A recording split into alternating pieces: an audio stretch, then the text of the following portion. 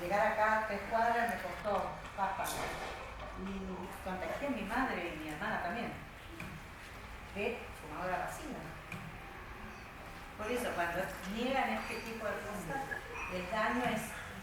Claro, pero el punto es, tu mamá decidió fumar, tu hermana decidió fumar, pero vos no decidiste fumar. No, mi mamá no decidió fumar, mi hermano y yo. Las dos fumaban. Nosotros, claro, en un hogar, y bueno, en la época que nosotros estudiábamos, fumábamos todos mis compañeros, Sí. o sea, era... inclusive la propaganda era tan... Era, ¿cómo era que se llamaba la mujer que hacía la propaganda? Claudia Sánchez. Con el caballo y el marido. No, claro. Él era, ¿no? Que trotaban por la costa. No, empiece. Claro, y bueno, no, nosotros, el médico cuando le dice, señor, ¿por qué fuma? Yo no tomé nunca en mi vida. Como mi marido, mis hijas, mis yernos. ¿Quién está matando? Bueno, pero pensarnos colectivamente, entre otras cosas, tiene que ver con eso, ¿no? Claro. Pero yo decido fumar, pero decido fumar en qué lugar, en qué la facultad, circunstancias. cuando se fumaba. Sí, claro, Por en las el avión se escuelas, fumaba. sí. Las filas de adelante fumaban, las de atrás no. En el colectivo. En las escuelas salíamos a la cocina, ¿no?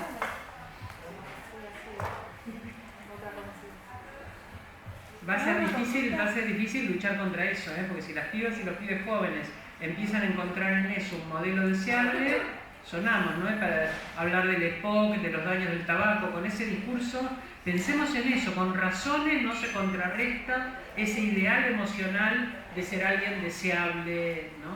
La prueba está en la elección. Yo le quería consultar por el tema de las mujeres con discapacidad, que ellas no tienen autonomía y el razonamiento de ellas no está, como se dice, nivelado, o sea, el razonamiento de ellas es inferior. En ese caso las mujeres no deciden sexualmente ni cuántos hijos ni nada. Ahí ¿alguien se ocupa de eso? Sí, nos ocupamos como feministas de eso además. Me parece muy importante lo que preguntas. Se está preguntando por las personas con discapacidad y la capacidad de autonomía, ella dice no tienen autonomía. En realidad siempre hay niveles de autonomía. Cuando se habla de personas con discapacidad no se habla de incapaces. Una persona incapaz es una persona en la que alguien tiene que decidir por ella porque no es capaz. Una persona con una discapacidad quiere decir que no tiene la misma posibilidad de lograr o un movimiento o un pensamiento abstracto, o oye menos o no ve, el tipo de discapacidad que fuere.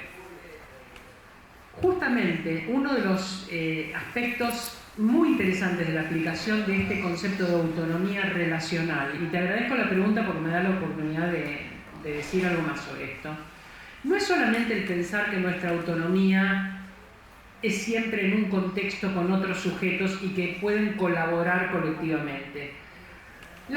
Hay un tratado internacional, interamericano, sobre derechos de las personas con discapacidad. Ese tratado dice que el Estado tiene la obligación de aumentar la autonomía, defender la autonomía de las personas con discapacidad. ¿Eso qué quiere decir? Que si la persona elabora un proyecto personal, por ejemplo, mi mamá era sorda y quería estudiar y había audífonos espantosos porque hacían ruido, una cosa enorme, además una caja, pero ella iba, se sentaba en la primera fila, hacía un esfuerzo enorme. No había en ese momento lenguaje de señas, no era una cosa distribuida en general, hacía un esfuerzo enorme, pero sé perfectamente lo que significa tener un proyecto de vida y estar en peores condiciones para hacerlo.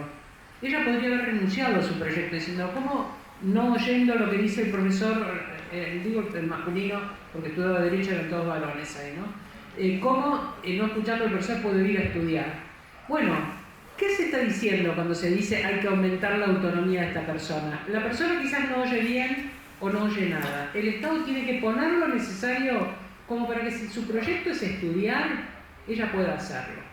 Entonces, incluso ha habido juicios donde, por ejemplo, una persona que era sorda y quería hacer el ingreso a la Universidad de Buenos Aires, que podía hacerlo presencial o virtual, prefería hacerlo virtual pero no había subtítulos, no había lenguaje de señas. Entonces ella dijo, ustedes tienen la obligación de darme a mí la posibilidad de hacer este curso virtual y tener un mecanismo para que yo pueda recuperar la clase aunque no oiga.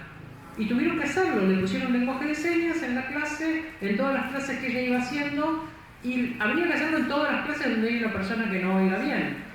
Yo trabajo en capacitación judicial. Siempre que hacemos una capacitación, preguntamos, si alguien tiene alguna necesidad especial, porque tiene una discapacidad física, o porque no ve, o porque no oye, vos no vas a dar una clase con diapositivas y sin explicar lo que hay si tenés una persona no vidente como estudiante. No vas a dar una clase sin lenguaje de señas si la persona no oye. Entonces, si tenés alguna necesidad especial, planteala para que podamos poner el recurso adecuado, los recursos de apoyo. De eso habla la Convención por los Derechos de las Personas con Discapacidad. Recomiendo que la lean si tienen interés en ese aspecto. Dice, el Estado tiene que dar los sistemas de apoyo necesarios para que esa persona pueda realizar su propio proyecto de vida. Todavía hay muchas dificultades para eso. Porque te van a decir, bueno, no podemos poner personas con lenguaje de señas en todas las clases. No, es que no se trata de todas las clases. Donde una persona manifieste que necesita ese apoyo debe darse. Hay una periodista que es ciega, que cuando tuvo su primer hijo se lo sacaron porque dijeron que ella, como era ciega, no iba a poder criarlo. Entonces ella litigó para que le devuelvan ese hijo. Y decía, bueno, ustedes tienen la obligación de darme a mí recursos como para que yo en mi casa pueda tener un espacio seguro para poder criar ese hijo, no sacarme el hijo. Tuvo un segundo hijo, el segundo lo pudo retener y todavía está litigando por el primero, porque hay una necedad en relación con qué significa una discapacidad. Una discapacidad no es incapacidad, no tiene que tener alguien que lo tutela y hace las cosas por él o por ella. ¿Se entiende esto? Entonces, si vos me preguntás qué hacemos con las personas con discapacidad, lo que hacemos es explicitar cuál es el alcance de esa discapacidad, ser sensible para ver cuáles son las dificultades y compensarla con recursos de apoyo para que pueda realizar su proyecto de vida personal. Que puede ser cualquier proyecto de vida, estoy hablando de estudio y de maternidad, son proyectos diferentes, pero que pueda realizar su proyecto de vida con los apoyos adecuados. Nuestro país suscribió ese tratado, por lo cual tiene obligación de dar esos recursos. Te agradezco la pregunta. Gracias. Creo que muchas veces pasa esto que tenemos el desconocimiento de nuestros derechos. Entonces ni siquiera lo podemos pedir porque no lo sabemos cuáles son. Bueno, ella habla del desconocimiento de nuestros derechos, como es una barrera no conocer nuestros derechos. Efectivamente, yo a veces hablo de la necesidad de alfabetización. De alfabetización en el sentido de que lo que se llama analfabetismo funcional. Las personas saben leer, pueden leer un texto, pero no entienden lo que significa. Entonces, si vos lees un tratado de derechos humanos, a veces el lenguaje es tan críptico, tan difícil, que no entendés lo que significa. Entonces, aprender derechos humanos no implica que vos lees, te dicen, no sabías que había una convención, acá te doy la convención y vos la lees y ahora ya sabés. Porque tenés que entender, y ahí hay específicamente una alfabetización en derechos humanos, entender el significado de lo que dice ese texto en relación con cómo afecta tu vida. Y eso es algo que incluso habría que hacer colectivamente. Leerlo y decir, ¿qué quiere decir esto? ¿Qué quiere decir que tengo derecho al sistema de apoyos? ¿A quién se lo tengo que pedir? ¿Hay un trámite para hacerlo? ¿Qué tipo de apoyos puedo pedir? ¿Apoyos económicos? ¿Puedo pedir un apoyo para traslados, por ejemplo? Quiero ejercer un trabajo, pero no tengo movilidad y entonces pido una silla de ruedas o pido un transporte que me lleve y me traiga del lugar donde tengo que ir a trabajar. Bueno, todo esto debe ser discutido en las comunidades y también con las autoridades, porque lo que no se demanda, bueno, si se puede, se pasa de largo, ¿no? Y realmente muchas veces son cosas que implican una inversión de dinero importante. Bueno, hay que hacerlas, es la obligación, es el derecho, son las personas que en general son dejadas de lado, las personas con discapacidad. Pero no es incapacidad, insisto en esto porque es muy importante. No es que esa persona no puede hacer nada, puede hacer muchísimas cosas, pero para hacerlas necesita un sistema de apoyos. Claro, porque hay que cambiar el lenguaje, porque antes eran incapaces. O sea, sí, las nosotros personas... los viejos, la gente adulta, digamos mayor, no viejo, son los trapos. En la ley, vos que estás en el Poder Judicial, eran menores incapaces. Todavía se habla de áreas de menores e incapaces, ¿no? Los periodistas dicen menores. Sí, la idea de menor es la idea de minorización de alguien que no puede. Bueno, sabemos que hay autonomía progresiva, hoy no hablamos de eso, pero la autonomía no es algo que tenemos o no tenemos. Es algo que tiene grados. Los grados de autonomía dependen, entre otras cosas, de la edad, de poder comprender mejor las consecuencias de los actos, pero también dependen de las condiciones vitales, la autonomía que podamos tener, ¿no? Así que la autonomía progresiva es un concepto nuevo y todavía muy difícil de respetar. Es muy difícil de respetar. Escuchar a ese niño o esa niña sabiendo que esa palabra cuenta, que esa palabra vale. Cuando muchas veces se dice, bueno, los niños y las niñas tienen que ser escuchados en los juicios, por la Convención por los Derechos del Niño. Entonces a veces ni los convocan y nadie dice nada, ni mu. Sencillamente los ignoran. Claro, no hay nada que en la actual ley que obligue al juez a escuchar. Sí, está la Convención por los Derechos del Niño. Pero si los abogados litigantes no lo reclaman, nadie pasa de largo y nadie los escucha. Ahora, si los llaman para escucharlos en una sesión especial porque hay que escuchar a los niños para cumplir, tildar ese punto, los escuchan y después todo sigue como si nadie hubiera dicho nada. ¿Qué valor le damos a esa palabra? Hay un concepto que es el de injusticia epistémica. El concepto de injusticia epistémica es un concepto epistemológico que a mí me parece hermoso y que en general se aplica a las mujeres, pero podemos aplicarlo también a los niños y a las niñas. Y podemos aplicarlo a muchas otras personas. Quiere decir que muchas veces, no solo hay injusticia epistémica porque no todas las personas accedemos al conocimiento de la misma manera, tenemos barreras para acceder al conocimiento, pero quiere decir que cuando una persona habla, el crédito que se le da a esa palabra, la autoridad epistémica que tiene esa persona, no es igual. Habla una persona adulta y habla un niño o una niña, y el valor de esa palabra no es el mismo. Habla una mujer que dice que ha sufrido una violación y va a ser puesta bajo sospecha. No va a ser escuchada con un valor de verdad sobre su discurso. O una mujer que denuncia que sus hijos son abusados van a decir, no, seguro que está litigando alimentos, quiere un mejor arreglo en el divorcio, se quiere quedar con la casa. Se presume que el valor del testimonio no es el valor que tendría otro testimonio. Esa es la injusticia epistémica testimonial. No se le da el mismo crédito a la palabra. Y hay otro tipo de injusticia epistémica. Con esto voy a terminar porque ya estoy casi afónica además. Estoy vieja como los trapos. No, los trapos son los viejos, nosotros no. Nosotras no. El otro tipo de injusticia epistémica es la injusticia hermenéutica. La injusticia hermenéutica tiene que ver con la interpretación, con el sentido de lo que decimos. ¿Cuándo hay injusticia hermenéutica? En el caso de la justicia. Cuando lo que decimos no está dicho en los términos que la justicia necesita para tomarlo en cuenta como una prueba, entonces la persona titubea, sobre todo en que ha pasado algo tan violento como la violencia sexual, por ejemplo, o como la trata de personas. Se ha rescatado a la víctima y a veces dice una cosa y por ahí se contradice y dice otra, porque hay dificultades para ordenar después de una experiencia traumática el pensamiento. Entonces en la justicia no llegó de la manera apropiada. Se va a interpretar como que se contradijo, pero no es que se contradijo, es que hay una dificultad para recuperar la reconstrucción de un instante traumático. La víctima siempre tiene que probar. La víctima tiene que probar. Por un lado no se le va a creer y por otro lado, cuando quieren verificar y tomar la prueba, hay esta injusticia hermenéutica de no entender por parte de la víctima cuáles son los modos en que tiene que expresarse, pero por parte de la justicia, ¿qué sentido tiene lo que la víctima dice? O lo que la persona que va a litigar dice. Doy otro ejemplo de injusticia hermenéutica. Sabemos que hay muchas dificultades con la cuestión del derecho a la tierra de los pueblos originarios en todas partes, pero en particular los mapuches en el sur, porque hay situaciones de mucha violencia, de mucha represión, etc. Entonces la duda es, ¿quién es propietario de la tierra? Y los mapuches dicen, este es nuestro territorio.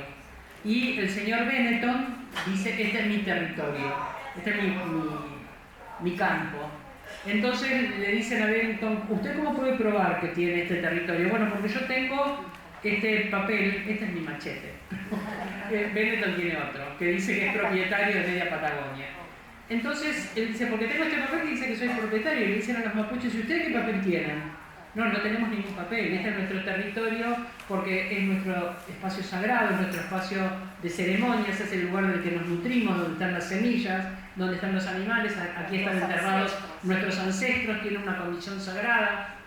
¿Qué quiere decir propiedad de un territorio? ¿Ven la injusticia hermenéutica?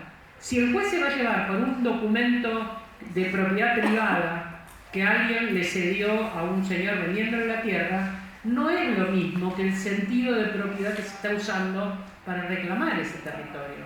Entonces tenemos injusticia testimonial y tenemos injusticia hermenéutica. Las dos se están aplicando a esta cuestión de los territorios, porque nos hablan ahora de los falsos mapuches, ¿no? Hay alguien que dice que es mapuche para quedarse con la tierra de Benetton. Bueno, loco, no sé. Benetton ni siquiera tiene que venir a litigar, tiene gente que lo hace por él, ¿no? Para que se quede con su territorio. Entonces, injusticia hermenéutica e injusticia testimonial, en el caso de las infancias, las dos se aplican. Un niño o una niña es abusado. ¿Puede explicitar qué es lo que le pasó? A veces puede, a veces no. En ese testimonio, que puede no ser contundente, puede no ser explícito, puede ser, me hizo algo que me dolió, me hizo algo que no me gustó, me da vergüenza, no explicita que ha habido un abuso y en qué condiciones. Si no puede decirlo porque es muy pequeño, muy pequeña, hay alguien que va a mediar en esta producción de sentido, va a ver una cámara Gesell, probablemente va a dibujar o va a jugar con unos muñecos para ver, a ver, contame dónde te tocó, poneme en este muñeco, poneme qué es lo que pasó. Entonces esa mediación también va a ser puesta en duda. Bueno, si este psicólogo dice, acá hay una experiencia de abuso, en este dibujo se ve que hay una experiencia de abuso, en este juego se ve que hay una experiencia de abuso, puede haber una injusticia hermenéutica en no interpretar apropiadamente aquello que se está testimoniando. Así que con los niños y las niñas todo el tiempo hay esta doble injusticia hermenéutica y testimonial, ¿no?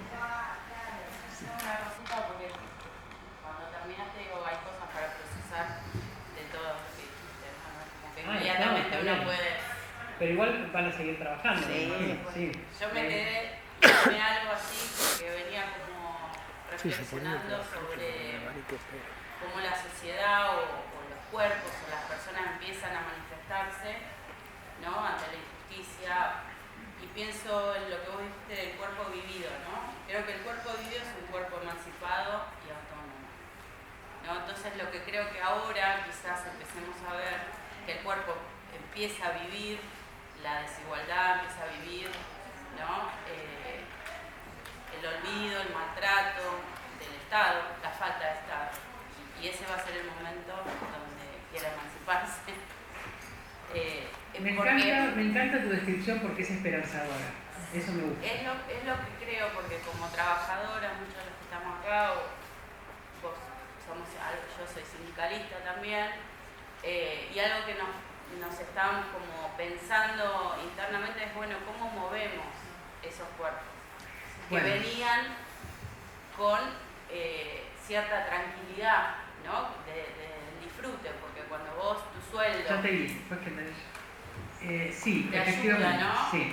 Y algo charlábamos con Nelly antes de empezar. Te respondo a vos, está él, y ahí sí les pido clemencia. Ustedes pueden seguir, por supuesto, charlando y podemos en otro momento organizar otro encuentro, ¿no? Vos decís, nuestros cuerpos son cuerpos emancipados y libres. Solo estos cuerpos vividos, solo si hay esa memoria de emancipación. Es una memoria de activismo, es algo que llevamos efectivamente vivido, que pueden observarse desde afuera, pero tenemos esa memoria. Conversábamos con Nelly acerca de por qué muchas mujeres que somos ya bastante mayores seguimos activando en el feminismo y hay muchas que son más jóvenes que no. Y de golpe, a partir de la marcha Ni Una Menos, se sumaron chicas muy jóvenes. Entonces estamos las viejas y las jóvenes y falta ese puente intergeneracional, porque ahí no hay esa vivencia de que el modo de lograr las cosas es mediante el activismo, mediante la movilización, de tomar el espacio público, etc. Pensemos que la primera movilización, después de 7 años de estado de sitio en la dictadura, la primera movilización fue el 8 de marzo en la Plaza Congreso, lo hicimos las mujeres. Nos animamos con un miedo tremendo a salir al espacio público, a juntarnos allí con carteles que ustedes ahora pueden ver en blanco y negro en las fotos, pero que fue algo muy impactante, ¿no? Ahora, no solamente estamos pensando desde quienes somos activistas cómo despertar esa memoria, porque como vos decís, lo consideramos algo adquirido y nos acomodamos, quedamos en una inercia. Bueno, esto ya está logrado, no hay que lucharlo más. Sindical, social, de distinta índole, ¿no? Ya está, esto está logrado. Y no, es como Alicia en el País de las Maravillas, ¿recuerdan la reina, la reina del ajedrez, que había que correr para estar en el mismo lugar, que le cortan la cabeza? Pero que si no corrías, entonces ibas para atrás. Tenés que correr para estar en el mismo lugar. La sensación ahora es esta, ¿no? Estamos todo el tiempo a la defensiva, atajando penales, y si no corres, te vas para atrás. Bueno, ¿cómo hacer para cambiar ese foco, para avivar esa energía utópica que está perdida porque efectivamente todos se acomodaron con que esto ya está logrado y descuidaron la percepción incluso popular, la percepción de qué estaba pasando en las bases, ¿no? Y recuperar esa energía y orientar no a atajar lo que te quieren mandar, orientar a donde queremos ir, porque no solamente se está pensando en esto de cómo recuperar esa energía desde el activismo, se está pensando desde la represión también. ¿Y qué es lo que vemos? Vemos que salimos en una marcha por la educación y termina gente presa. Ya liberaron recién ayer a una de las pibas que era todavía un muchacho adentro. La marcha van el miércoles los jubilados y les ponen gas en los ojos y los apalean. Entonces, y bueno, no hablemos de las marchas sindicales, cada vez hay menos gente, poquísima gente. Y no es porque no se puede despertar la energía luchadora, es porque también hay una memoria en el cuerpo cuando te ralean, o te ponen preso, o te reprimen. Esa memoria también se activa. Y claramente en este momento el mensaje es activar la memoria represiva, la memoria de no vayas, porque si vos vas a ser uno de los que posiblemente arbitrariamente, porque esta fue el día en la marcha de la educación, este fue el mensaje, va a ser arbitrario, cualquiera que esté ahí puede ir preso. De hecho, entonces, hay gente todavía. uno. Ayer, esta semana liberaron la sí. piba que estaba y queda uno solito preso. Pero bueno, se va a seguir activando hasta que esté libre, porque no hay ningún motivo para que esté. Fue totalmente arbitrario. Pero no es que fue arbitrario por descuido, no. Este es el mensaje. Cualquiera que vaya y active, se despierta tu memoria represiva. Entonces, va a haber que hacer un trabajo de legitimación de los liderazgos, porque están totalmente deslegitimados. Si vos haces una marcha por la educación, lográs convencer a millones de personas de que es importante estar en la plaza y manifestarte, lográs que estén ahí los millones de personas. Y se suben al escenario 4 sindicalistas que llevan 30 años en sus sindicatos, que no han movido esa secretaría, que no han reclamado y están atornillados en sus lugares, y todos quieren hablar, todos quieren estar ahí arriba. Y mira, a la próxima no van a ir. Es lo que va a pasar, porque esos liderazgos también hay que recuperarlos, darles un sentido de representación que han perdido. El sindicalismo está muy frito, está muy frito. Sí. Bueno, vos. No, yo le quería de alguna manera agradecer y pensar, ¿no?, en estos conceptos que yo no tenía, que a mí me pasa con lo del cuerpo herido. Yo sufrí y sufro lo que es el por ahí la repercusión de la sociedad y cómo esto de la corporalidad impuesta a una manera tal de a veces de cierta manera, ¿no?, uno no valorarse, uno no valorar el cuerpo herido porque uno tiene consecuencias, ¿no? En a lo largo de mis años lo he vivido por ahí en los ámbitos más educativos, tanto en primaria, allá hace unos 18 años, después en la secundaria, siempre relacionado a, y me hizo recordar y pensar mucho en el mundo de la imagen, ¿no? Que por ahí la imagen no es la que está impuesta en la sociedad, y eso ha llevado a quizás muchos bajones de autoestima y demás.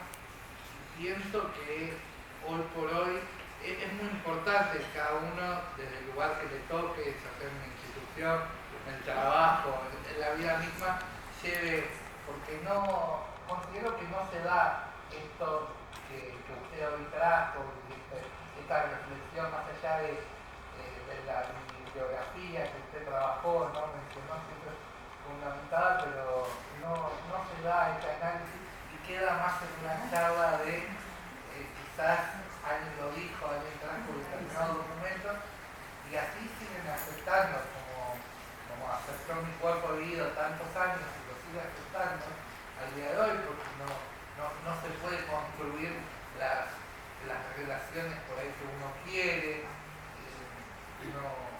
Es muy triste, sinceramente, sigue aceptando. Yo creo que a muchos, a la sociedad en sí, y lo veo principalmente, y lo veo mucho.